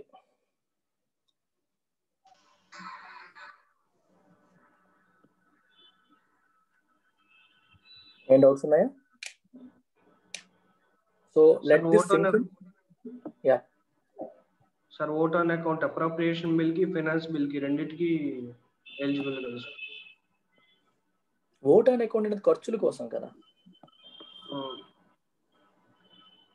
ఖర్చుల కోసం సంబంధించింది. So కాబట్టి దానికి వెళ్తుంది. మీకు ఇంకొకటి చెప్పలేదు, types of grants. Sir yeah sir, made expenditure అడుగు. Made expenditure already voting grant లో అయిపోయింది కదా సార్, మరి దాంట్లో అప్రోప్రియేషన్ బిల్ కిందకు వచ్చింది సార్. అదే అందుకనే అదంతా కలిపి ఒక సింగిల్ బిల్లో పెట్టాలి. ప్రొసీజర్ ఉంటుంది కదా. డిమాండ్ మీద ఓటింగ్ అనేది ఒక పర్టికులర్, డిమాండ్ అనేది బిల్ ఒక చిన్న భాగం. నీకు ప్రెసిడెంట్ గారు సంతకం పెట్టాలంటే ఒక అఫీషియల్ దానికి ఒక ఫార్మాట్, ఒక బిల్ ఫార్మాట్ ఉంటుందా, ఆ బిల్ చేసి దానికి పంపితే ఆయన అసెంట్ చేస్తారు. అసెంట్ చేస్తే అది యాక్ట్ అవుతుంది. ఈ charge expenditure, made expenditure side అంతా కూడా ఫస్ట్ ఇండివిజువల్ గా సెపరేట్ గా మాట్లాడారు. అందుకే అప్రోప్రియేషన్ బిల్ పైన ఫర్దర్ డిస్కషన్లు, మార్పులు, చేర్పులు ఉండవని చెప్పానా లేదా? నువ్వు అడిగిన క్వశ్చన్ నా సమాధానం అదే. అప్రోప్రియేషన్ బిల్లు ఒక ఫార్మాట్ కోసం అన్ని పెట్టారు, కానీ మళ్ళీ దాంట్లో ఆల్టరేషన్స్, చేంజెస్ ఉండవని చెప్పానా లేదా? చూడండి ఇక్కడ, speak about it, no amendments can be made అని ఎందుకు చెప్పాను? ఎందుకంటే ఆల్రెడీ నువ్వు చెప్పినట్టు డిస్కషన్ అయిపోయింది కాబట్టి. డిమాండ్స్ పైన ఆల్రెడీ డిస్కషన్ అయిపోయింది కాబట్టి మళ్ళీ కొత్తగా అమెండ్మెంట్స్ చేయడానికి లేదు. కానీ ఒక బిల్ ఫార్మాట్ లో పెట్టాలి. అన్నిటిని ఒక్క డిమాండ్సే కాదు కదా, చార్జ్డ్ ఎక్స్పెండిచర్ కూడా ఉంటుంది కదా. So charged expenditure, made expenditure అన్ని కలిపి అప్రోప్రియేషన్ బిల్ లో పెడతారు. చార్జ్డ్ ఎక్స్పెండిచర్ పైన ఓటింగ్ ఏం జరగదు, అది డైరెక్ట్ గా అప్రూవ్ చేసేసేదే. దానికి సెపరేట్ గా ఈయన పార్లమెంట్ ఓటింగ్ చేయడం అనేది ఉండదు. అన్ని కలిపి అప్రోప్రియేషన్ బిల్ లో పెట్టి ప్రెసిడెంట్ కి పంపుతారు. ప్రెసిడెంట్ సంతకం పెట్టారు, అది అప్రూవ్ అయిపోయినట్టు లెక్క. అయితే ఇక్కడ ఇంకొక విషయం మీకు చెప్పండి ఏంటంటే, బడ్జెట్ ప్రవేశపెట్టేశారు, బాగానే ఉంది, అప్రూవ్ అయిపోయింది, బాగానే ఉంది. మనం వేసుకున్న బడ్జెట్ ప్రకారమే ఖర్చులు ఉంటాయా? ఎక్స్ట్రా ఖర్చులు ఉండవా? ఎక్స్ట్రా ఖర్చులు రావా? థింక్ చేయండి. వస్తాయి. వాటిని ఎలా హ్యాండిల్ చేయాలి? వాటిని హ్యాండిల్ చేయడం కోసమే there are something called other grants. ఇంకా కొన్ని గ్రాంట్స్ కి ప్రావిజన్ ఉంది కాన్స్టిట్యూషన్ లో. బడ్జెట్ లో చెప్పినవి కాకుండా there are other types of grants which are there. ఈ గ్రాంట్స్ లో ఉన్న రకాలు ఏంటో కూడా చెప్తాను, వినండి ఒకసారి. ఇది అయిపోతే మీకు కంప్లీట్ ప్రొసీజర్ అయిపోయినట్టే. First supplementary grant.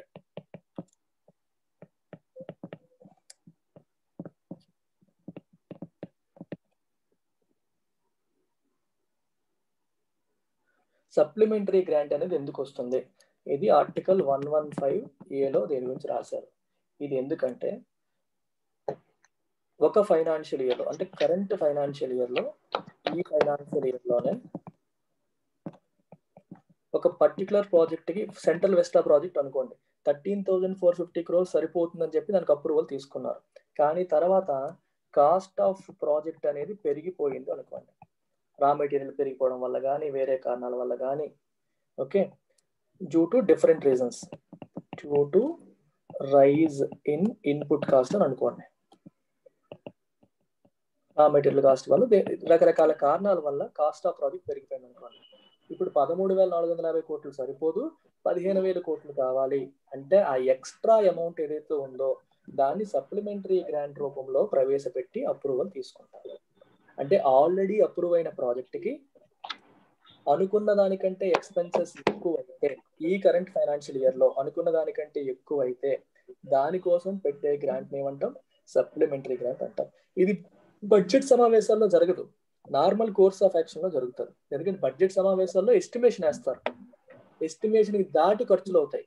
అలాంటి వాటిని తర్వాత మళ్ళీ వర్షాకాల సమావేశాల్లోనూ శీతాకాల సమావేశాల్లోనూ సప్లిమెంటరీ గ్రాంట్స్ కోసం పెడతారు. ఇది అర్థమైందా? సప్లిమెంటరీ గ్రాంట్ ఒక పర్టికులర్ ప్రాజెక్ట్ ఒకటి ఎస్టిమేట్ చేశారు, దానికంటే ఎక్కువైంది. సెంట్రల్ వెస్టా ప్రాజెక్ట్ తీసుకోండి ఎగ్జాంపుల్ కి, ఎస్టిమేటెడ్ వచ్చి 13,000 crores అనుకోండి, ఇన్ రియాలిటీ 14,000 crores అయింది అనుకోండి.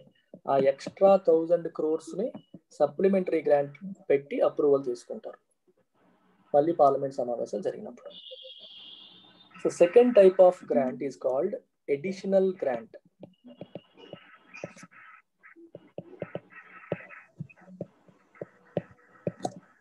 (115C). ఎడిషనల్ గ్రాంట్ అంటే ఇప్పుడు ఇంతకు ముందు ఏం మాట్లాడుకున్నాం? ఆల్రెడీ డిఫైన్ అయిన వర్క్ కి, అర్థమైందా? ఆల్రెడీ డిఫైన్ అయిన వర్క్ కి అనుకున్న దానికంటే ఖర్చు ఎక్కువైతే అది సప్లిమెంటరీ గ్రాంట్ అని చెప్పారు. కానీ ఈ ప్రాజెక్ట్ అనుకున్నప్పుడే ఒక పర్టికులర్ బిల్డింగ్ కట్టాలని ముందు అనుకోలేదు, తర్వాత కట్టాలని డిసైడ్ అయ్యారు. అర్థమైందా? ఇప్పుడు సెంట్రల్ వెస్టా ప్రాజెక్ట్ లో లెట్స్ సే ఇంతకు ముందు వైస్ ప్రెసిడెంట్ గారికి ఒక భవనం కట్టాలని అనుకోలేదు అనుకోండి, తర్వాత ఆ పనిని తర్వాత యాడ్ చేశారు. ఇది కూడా కరెంట్ ఫైనాన్షియల్ ఇయర్ లోనే. సెంట్రల్ వెస్టా ప్రాజెక్ట్ ఎగ్జాంపుల్ తీసుకొని మీరు మొత్తం అర్థం చేసుకోండి. ఇంతకు ముందు వైస్ ప్రెసిడెంట్ గారికి ఒక బిల్డింగ్ కట్టాలి, భవంతి కట్టాలి అని చెప్పి ఒరిజినల్ ప్రాజెక్ట్ లో అనుకోలేదు. సో దానికి తగ్గట్టుగా మనీ తీసుకున్నారు. అయినప్పటికీ ఆ మనీ, కాస్ట్ ఆఫ్ ప్రాజెక్ట్ పెరిగిపోవడం వల్ల మనీ సరిపోలేదు, కాబట్టి సప్లిమెంటరీ గ్రాంట్ అప్రూవల్ పెట్టి తీసుకున్నారు. ఇప్పుడు కొత్తగా తర్వాత ఏం తెలుసుకున్నారు? ఈ ప్రాజెక్ట్ లో ఇంకొకటి యాడ్ చేద్దాం, మనం అనుకున్నది సరిపోదు, వైస్ ప్రెసిడెంట్ గారికి కూడా సెపరేట్ బిల్డింగ్ కావాలి, యాడ్ చేద్దామని చేశారు అనుకోండి. యాక్చువల్ గా వైస్ ప్రెసిడెంట్ బిల్డింగ్ కూడా ఇందులో ఉంది, మీకు ఎగ్జాంపుల్ కోసం చెప్తున్నాను. యాడ్ చేద్దామని చేశారు అనుకోండి, అప్పుడు మనకి ఎక్స్ట్రా డబ్బులు కావాలి కదా, ఆ డబ్బుల కోసం పెట్టే గ్రాంట్ ఏమంటాం? ఎడిషనల్ గ్రాంట్ అని చెప్పి అంటాం. సో బేసికల్ గా additional work that is not contemplated, అంటే ఇంతకు ముందు అనుకోనిది, ఇన్ ది ఒరిజినల్ బడ్జెట్. సప్లిమెంటరీకి ఎడిషనల్ కి డిఫరెన్స్ ఏంటంటే ఇది ఆల్రెడీ అనుకున్నదే కానీ కాస్ట్ పెరిగిపోయింది, ఇది ఎడిషనల్ వర్క్, వర్కే అనుకోండి, కొత్త వర్క్. సో దీనికోసం అయ్యేది, దీన్ని ఎడిషనల్ గ్రాంట్ అని అంటారు. ఇది కూడా కరెంట్ ఫైనాన్షియల్ ఇయరే, ఈ ఫైనాన్షియల్ ఇయర్ లో అనుకున్నవి. మూడవది excess grant, 115B. Article 115B లో మీకు స్పేస్ లేదు, నెక్స్ట్ పేజ్ లో రాస్తాను.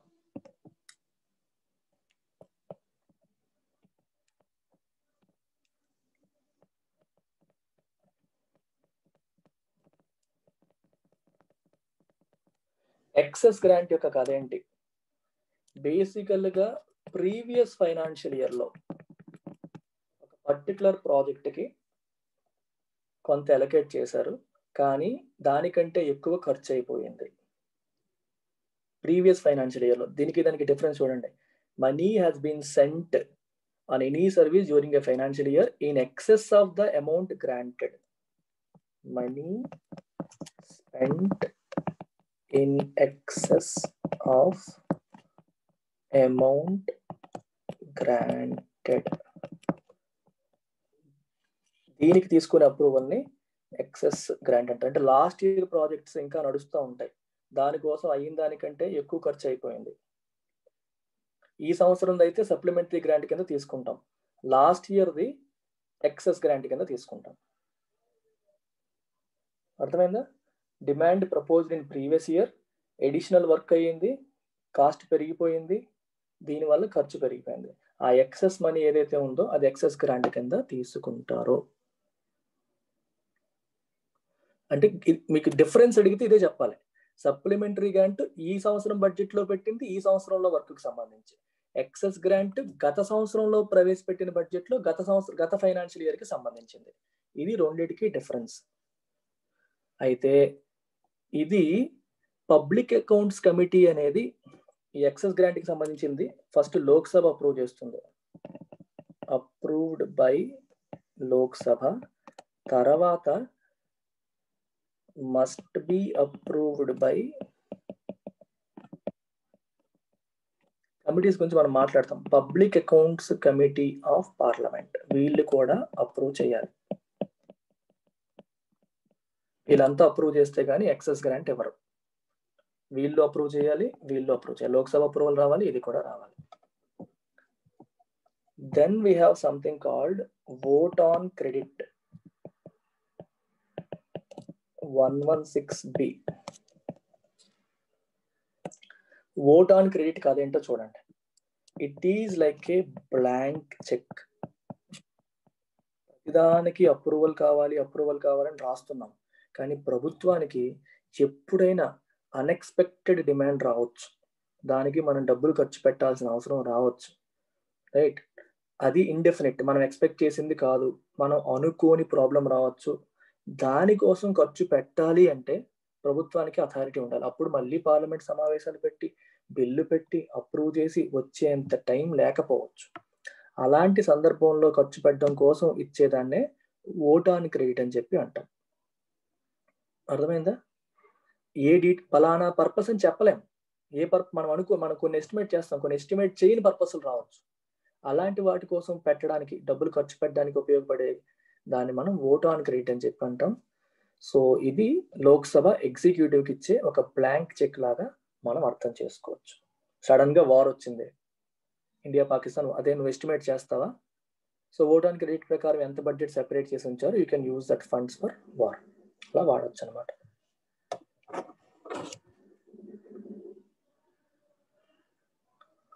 Then you have exceptional grant.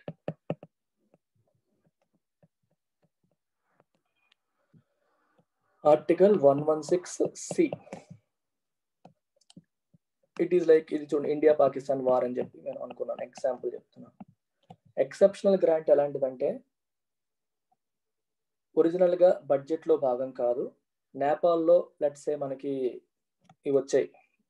మనకి భూకంపం వచ్చింది, రిలీఫ్ కోసం గవర్నమెంట్ ఏదైనా ఇవ్వాలనుకుంది, it can give from exceptional grant. Granted for a specific purpose. Vote on account అనేది స్పెసిఫిక్ పర్పస్ కోసం కాదు, దేనికోసమైనా పర్లేదు. ఎక్సెప్షనల్ గ్రాంట్ అనేది ఒక స్పెసిఫిక్ పర్పస్ కోసం మాత్రమే. వేరే దేశంలో భూకంపాలు వచ్చాయి, ఆకలి చావులు వచ్చాయి, మన దేశం వాళ్ళకి సపోర్ట్ చేయాలనుకుంటుంది, ఆ పర్పస్ కోసం నాకు ఎక్సెప్షనల్ గ్రాంట్ కావాలని చెప్పి పెట్టొచ్చు, అప్రూవల్ తీసుకోవచ్చు. Specific purpose.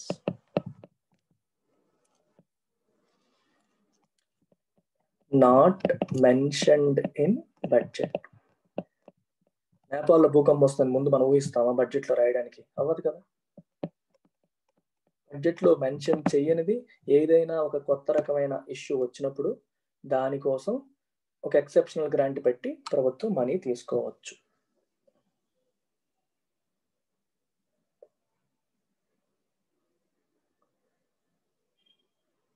అర్థమైందా? Last token grant. Token grant అనేది ఒక ఇంట్రెస్టింగ్ కాన్సెప్ట్. టోకెన్ గ్రాంట్ ఏం చెప్తుందంటే, ఇప్పుడు ఒక కొత్త సర్వీసు కోసం ఖర్చు అవసరం, దానికోసం మనీ అవసరం అనుకోండి, రైట్? సో దీనికి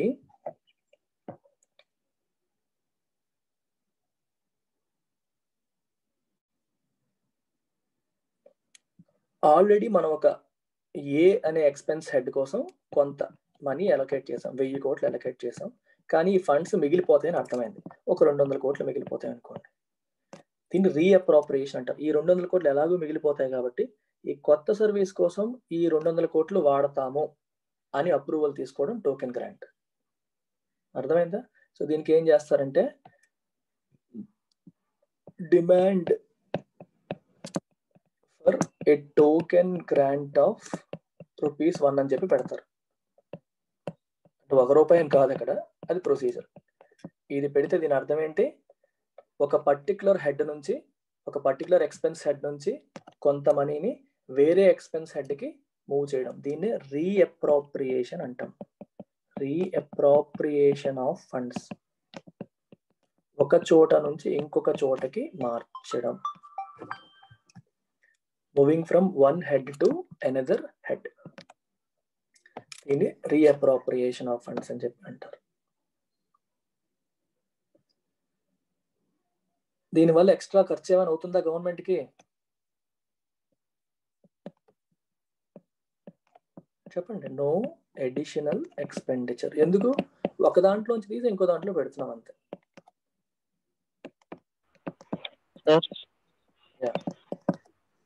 రీఅప్రిసియేషన్ ఆఫ్ ఫండ్స్ అనేది లుకిస్ట్ పాలసీలో పెట్టారా సార్? ఇది అమలు చేశారా? లుకిస్ట్ పాలసీ ప్రాజెక్ట్ ఉంది కదా సార్. ఏ ప్రాజెక్ట్? లుకిస్ట్ పాలసీ సార్, ఈశాన్య రాష్ట్రాలు. Look east policy. అవును సార్. దానికోసం ఇది పెట్టారా లేదనేది నాకు తెలియదు. I have not followed the current affairs, కానీ this is the concept behind it. Thank you sir. Okay, current affairs నేను ఫాలో అవ్వలేదు, సో నాకు దానిపైన ఐడియా లేదు. Thank you sir. యా, అర్థమైంది కదా? Can you know differentiate between different grants? Token grant, దానికి ముందు వచ్చినవి ఏంటి మనకి? ఎక్సెప్షనల్ గ్రాంట్, ఒక స్పెసిఫిక్ పర్పస్ కోసం తీసుకునే approval exceptional grant. Vote on credit అనేది ఒక బ్లాంక్ చెక్ లాంటిది, అన్ఫోర్సీన్ సిచ్యువేషన్స్ కోసం తీసుకునేది, ముందు తీసుకొని పెట్టుకోవడం, అప్రూవల్ తీసుకొని పెట్టుకోవడం. ఎక్సెస్ గ్రాంట్ అనేది ప్రీవియస్ ఫైనాన్షియల్ ఇయర్ లో అనుకున్న ప్రాజెక్ట్ కైనా ఎక్సెస్ ఎక్స్పెండిచర్ ని ఫండ్ చేయడం కోసం తీసుకునేది ఎక్సెస్ గ్రాంట్. ఈ ఫైనాన్షియల్ ఇయర్ లో, ప్రీవియస్ ఫైనాన్షియల్ ఇయర్ కాకుండా కరెంట్ ఫైనాన్షియల్ ఇయర్ లో అయ్యేదానికి సప్లిమెంటరీ గ్రాంట్, అడిషనల్ గ్రాంట్ అని 2 ఉంటాయి. సప్లిమెంటరీ గ్రాంట్ దేనికోసం? ఆల్రెడీ డిఫైన్ అయిన వర్క్ కి కాస్ట్ పెరిగిపోతే అడిగేదాన్ని సప్లిమెంటరీ గ్రాంట్ అంటాం. ఎక్స్ట్రా వర్క్ చేస్తాము అని చెప్పి తీసుకుంటే అడిషనల్ గ్రాంట్ అంటాం. మీకు ఎగ్జాంపుల్ చెప్పాను, వైస్ ప్రెసిడెంట్ కోసం భవనం కట్టాలనేది ఒరిజినల్ గా సెంట్రల్ విస్టా ప్రాజెక్ట్ లో లేదు అనుకోండి. Okay, so only central vista project వర్కే కాస్ట్ పెరిగింది అని చెప్పి తీసుకుంటే సప్లిమెంటరీ గ్రాంట్ అంటాం. ఈ వైస్ ప్రెసిడెంట్ గారికి కూడా బిల్డింగ్ కడతాం, అది ఇంతకుముందు అనుకోలేదు, ఇప్పుడు అది కూడా యాడ్ చేస్తున్నాం వర్క్ లోకి అని చెప్పి ఎక్స్ట్రా గ్రాంట్ తీసుకుంటే అది అడిషనల్ గ్రాంట్ అవుతుంది. These are the different. ఈ గ్రాంట్స్ అన్ని ఎందుకు వచ్చాయి? అదర్ గ్రాంట్స్ ఎందుకు వచ్చాయి? బడ్జెట్ లో మనం ఏవైతే యాంటిసిపేట్ చెయ్యలేదో, ఏవైతే ఖర్చులు ఉంటాయి అని ఊహించలేదో అలాంటి వాటి కోసం ఈ ప్రావిజన్స్ ఉన్నాయి. ఎందుకంటే వీఆర్ నాట్, మనం దేవుళ్ళం కాదు, మనుషులు తప్పు చేయొచ్చు, మనం ఎక్స్పెక్ట్ చెయ్యనివి ఏవైనా రావచ్చు ఖర్చులు. అలాంటి ఖర్చులు కూడా ఒక ప్రావిజన్ ఉండాలి. ఒక బడ్జెట్ సెషన్ లోనే మొత్తం తీసుకోవాలంటే సంవత్సరానికి ఒకసారి బడ్జెట్ సెషన్ అవుతుంది. మధ్యలో ఏమైనా ఖర్చులు వచ్చినా సరే హ్యాండిల్ చేయలేని పరిస్థితిలో గవర్నమెంట్ పడిపోతుంది అనే కారణంతో ఈ గ్రాంట్స్ అనేవి తీసుకురావడం జరిగింది. Is it crystal clear or do you still have any doubts? Put a lot of focus on understanding the conceptual understanding. Concept పైన ఫోకస్ చేయండి, ఎలా జరుగుతుంది అనే దానిపైన ఫోకస్ చేయండి. అంటే మీకు మైండ్లో ఒక ప్రొసీజర్ అంతా మైండ్లో అలాగా ఒక స్టోరీ లాగా రన్ అయిపోవాలి. ఇలా పెడతారు, ఇలా వెళ్తుంది, తర్వాత ఇది జరుగుతుంది, ఇలా జరగడానికి కారణం ఇది, రైట్? ఇలా జరగడానికి కారణం ఇది. ఆ తర్వాత వాళ్ళు ఇది చేస్తారు, అబ్జెక్షన్స్ ఏమైనా ఉంటే కట్ మోషన్స్ రైజ్ చేస్తారు. కట్ మోషన్స్ అనేవి జనరల్గా అప్రూవ్ అవ్వవు, ఎందుకంటే అపోజిషన్ మెంబర్స్ పెడతారు. ఒకవేళ అప్రూవ్ అయితే గవర్నమెంట్ పడిపోయినట్టే లెక్క. ఆ తర్వాత అప్రోప్రియేషన్ బిల్ వెళ్తుంది, అందులో మేడ్ ఎక్స్పెండిచర్, ఛార్జ్ ఎక్స్పెండిచర్ రెండు ఉంటాయి. కానీ అప్రోప్రియేషన్ బిల్ అప్రూవ్ అయ్యే లోపు గవర్నమెంట్ ఖర్చులు ఏమైనా ఉంటాయేమోనని చెప్పి ఓట్ ఆన్ అకౌంట్ కాన్సెప్ట్ తీసుకొచ్చారు. జనరల్గా 1/6 ఆఫ్ ద బడ్జెట్, ఎస్టిమేటెడ్ బడ్జెట్లో 1/6 అమౌంట్ ముందే అప్రూవల్ తీసుకుంటారు. Finance bill, revenue side represent చేసేది ఫినాన్స్ బిల్. ప్రాపర్ మనీ బిల్కి ఏ ప్రొసీజర్ ఉంటుందో ఆ ప్రొసీజర్ ప్రకారం అది అప్రూవ్ అవుతుంది. ఇలా మొత్తం అయ్యేసరికి బడ్జెట్ ప్రొసీజర్ కంప్లీట్ అవుతుంది. తర్వాత ఇంక బడ్జెట్లో అనుకోని ఇంకేమైనా ఖర్చులు వస్తాయని చెప్పి గ్రాంట్స్కి రకరకాల ప్రొవిజన్స్ ఉన్నాయి. నీట్గా నోట్స్ రాసుకోండి, వీడియో మళ్ళీ చూడండి, యాప్లో స్క్రీన్ షాట్స్ అలా మీరు పాస్ పెట్టి నోట్స్ మళ్ళీ రాసుకోవాలంటే రాసుకోండి. Everything is there in Laxmikanth. లక్ష్మీకాంత్లో లేని 2-3 ఆస్పెక్ట్స్ నేను కలిపాను దీంట్లో, ఒక స్టోరీ లాగా బిల్డ్ చేసి చెప్పాను. So go through it again. So I don't want to cover any other aspect today, I don't want to dilute this. So ఇవాళ క్లాస్ అంతా బడ్జెట్కి డెడికేట్ అయిపోయింది. You should be crystal clear and budget. Shall we close? Sir ya, welcome sir. ఇప్పుడు appropriation bill and financial bill అనేవి రెండు president అసెంట్కి పంపిస్తారు కదా. అవును. అదే అసెంట్ వేసిన తర్వాత యాక్ట్ అవుతాయి.